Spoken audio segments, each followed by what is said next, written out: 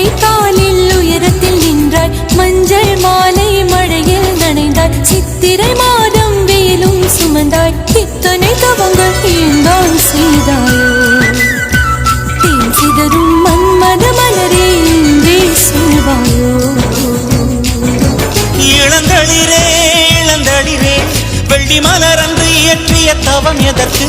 பெண்மங்கை உந்தன் கூந்தல் சேர்வதற்கு.